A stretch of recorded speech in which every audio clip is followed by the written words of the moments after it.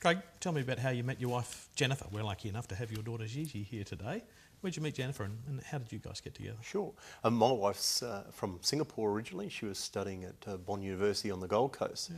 I was working across the border for a Member of Parliament, and a mate of mine had a young Labor function at Bond University, and my wife was sharing the room next to him, and that's where I met her. And here we are, 15 years later, happily married, 2 little kids. Great to have, to me from my Anglo-Saxon background to marry someone who's Chinese, learn a different language and really enjoy the different culture. Is that the major impetus for you to be so fluent in Mandarin, as I believe you are? Yes, certainly is. I didn't know a word when I first met my wife of Mandarin, so it's been 15 years of learning. And love the experience, and I've been fortunate enough to live in Singapore. Worked there for a little while, and my wife's parents are very generous in sharing with me not only the culture but the language, and also travelling to China a couple of times to try it out on the locals, if you like.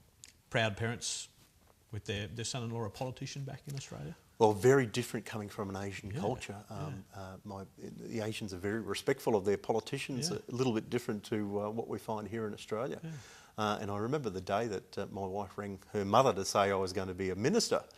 She was very worried that there wouldn't be any space for the bodyguard when we went back to stay in Singapore in their house. But it is, I think all in-laws and all parents are particularly proud when their offspring do well.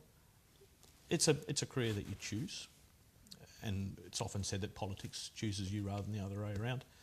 Is it something that you actually take enjoyment from? Because it's a hard job. There's long hours, a lot of time separated from your family. Still bent out of bed every day looking forward to what you've got ahead of you? Absolutely. Yeah. I don't tell too many people too widely, but Main Roads Minister and Fisheries Minister in Queensland is probably the best job in the world. So don't tell anyone that in case anyone else wants it. Not an easy sort of portfolio of fisheries at the moment. No, fisheries is difficult and there's a lot of balancing there to get that balance right.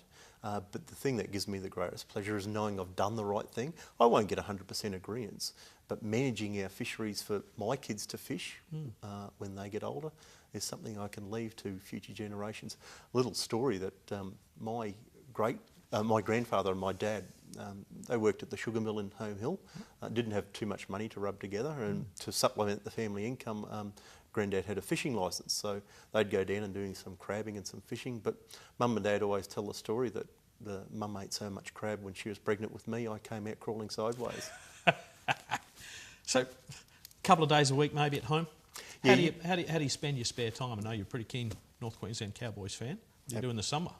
Well, in summer is usually mowing the lawn in Townsville. You've got to try and do it every week. So get home, mow the lawn occasionally, do a bit of fishing when I do get the chance. But basically doing those things that families do, doing the shopping, having a barbecue at night time when we get a chance, or having a swim with the kids, and trying to relax.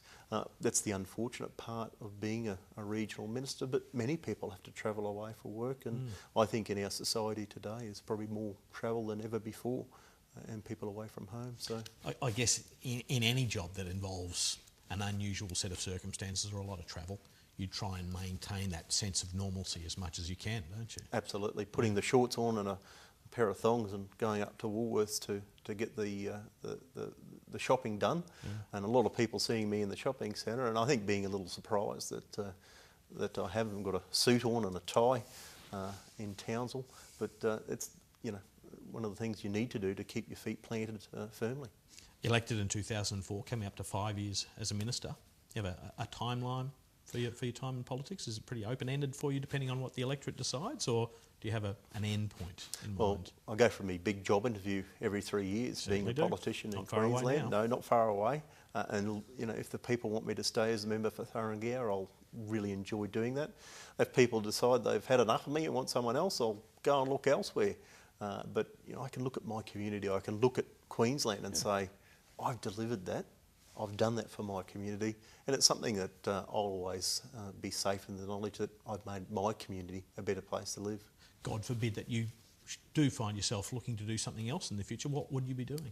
Haven't really thought about that, but I think my wife and I'd be pretty keen to move up to Asia to really have a look at something different and pursue some opportunities up there. But I think I'll be there as the member for Thurringau for a little while longer, enjoying the Cowboy home games when I can get to them. And a big season coming up for the North Queensland Cowboys. Hopefully Jonathan Thurston fit at the start of the season. Massive team, a massive season for the major, the international stars. How are they going to go this year, do you think? Well, fingers crossed the Next Cowboys. The Cowboys have a better season.